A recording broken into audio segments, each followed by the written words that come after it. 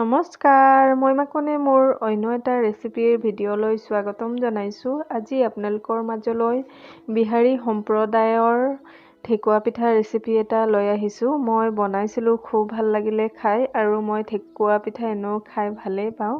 সেয়েহে ভাবিলোঁ ৰেচিপিটো আপোনালোকৰ লগত শ্বেয়াৰ কৰোঁ। আৰু এইবিধ পিঠাৰ বিশেষতা এইটোৱেই যে বহুত দিনলৈ বনাই ৰাখিব পাৰি আৰু বেয়াও নহয় এইবিধ পিঠা। সেয়েহে ৰেচিপিটো আপোনালোকলৈ আগবঢ়ালোঁ।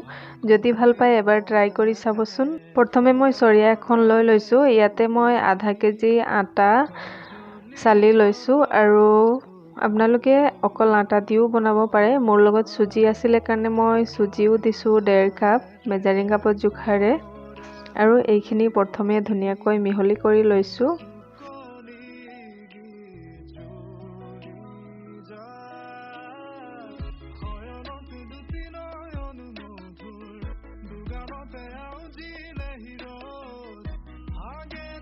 এতিয়া লৈছোঁ ৰিফাইন অইল আধা কাপ, আৰু ৰিফাইন অইলখিনিও চুজি আটাৰ সৈতে ভালদৰে আকৌ পুনৰ মিক্স কৰি ল'ম। আপোনালোকে ঘিউ থাকিলে ঘিউ দিও মিক্স কৰি ল'ব পাৰে। এয়া দেখিছেনে, ৰিফাইন অইলখিনি ভালদৰে মিহলি কৰি লোৱাৰ পিছত মই হাতত অকণমান লৈ মঠি কৰি চাইছোঁ যে লাৰু নিচিনা হৈছে। এইখিনিতে মই এতিয়া লৈছোঁ পানী 1 কাপ, আৰু পানীখিনি একেবাৰে ঢালি নেপেলাওঁ, অলপ অলপকৈ দি আকৌ মঠি যাম। মই ভিডিঅ'ত দেখুওৱা ধৰণে আপোনালোকে কৰি ল'ব। এয়া দেখিছেনে, গোটেইখিনি উপকৰণ মিহলি কৰি লোৱাৰ পিছত মই আকৌ পুনৰ হাতত মঠি কৰি চাইছোঁ যে লাৰু বন্ধা নিচিনা হৈছে। এইখিনিতে আপোনালোকে মন কৰিব যে আমাৰ পিঠা বনাব পৰা হৈ গৈছে। এইখিনিতে মই এতিয়া লৈছোঁ চেনি আধা কাপ। আপোনালোকে মিঠাটো পচন্দ অনুসৰি কম বেছি কৰি লৈ দিব। আকৌ পুনৰ ভালদৰে মিহলি কৰি লৈছোঁ। এয়া চাওক, মই এতিয়া মিশ্ৰণখিনি হাতত অকণমান লৈ ঠেকুৱা পিঠাৰ আকাৰ দি লৈছোঁ।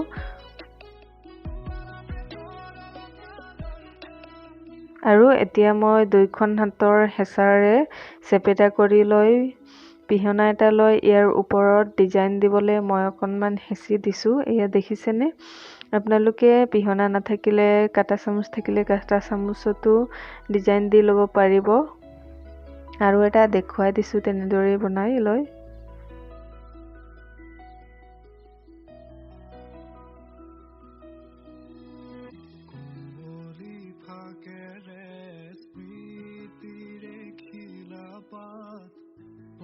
এতিয়া মই ঠেকুৱা পিঠাৰ বেলেগ এটা ডিজাইন দিবলৈ ষ্টেনাৰ এটা লৈ লৈছোঁ, আৰু ইয়াৰ বেক চাইডত পিঠাটো হেঁচি লৈ ডিজাইন দিছোঁ।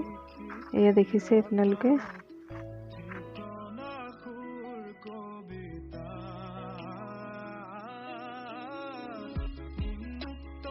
আৰু এটা দেখুৱাই দিছোঁ, এইটো মই ফুটা থকা হেতা এখন লৈ ইয়াৰ বেক চাইডত হেঁচা দি দিছোঁ, আগৰ পিঠাকেইটা বনোৱাৰ দৰেই।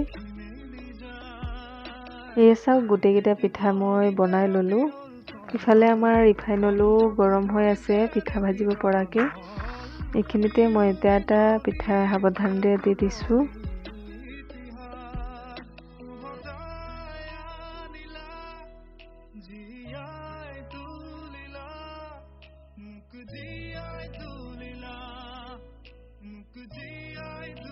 এটা চাইড হোৱাৰ পাছত মই পিঠাকেইটা লুটিয়াই লৈছোঁ। এইখিনিতে আপোনালোকক এটা কথা কওঁ যে গেছৰ ফ্লেমটো মিডিয়ামত কৰিয়ে ভাজিব, নহ'লে ওপৰত জ্বলি যাব আৰু ভিতৰত কেঁচা হৈ থাকিব।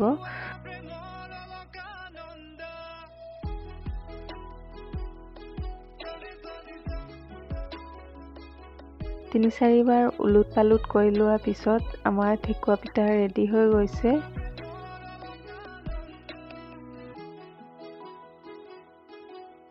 এয়া চাওক, আমাৰ পিঠাৰ কালাৰটো চেঞ্জ হৈ গৈছে আৰু পিঠাকেইটা ধুনীয়াকৈ সিজিও গৈছে।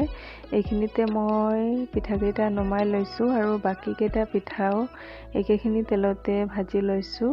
আপোনালোকে যদি এনেদৰে ঠেকুৱা পিঠা বনাই খোৱা নাই, এবাৰ বনাই খাবচোন। আশা কৰোঁ নিশ্চয় ভাল পাব। আৰু এনেদৰে যদি বনাই খাই বেকাৰী বিস্কুট খাবলৈ পাহৰি যাব।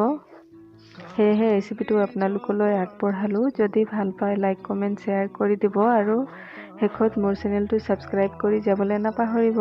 ভিডিঅ'টো চোৱাৰ বাবে ধন্যবাদ। আকৌ পুনৰ নতুন এটা ভিডিঅ' লৈ আপোনালোকক লগ পাম। তেতিয়ালৈকে সুখত থাকক, সুস্থ থাকক। Bye bye.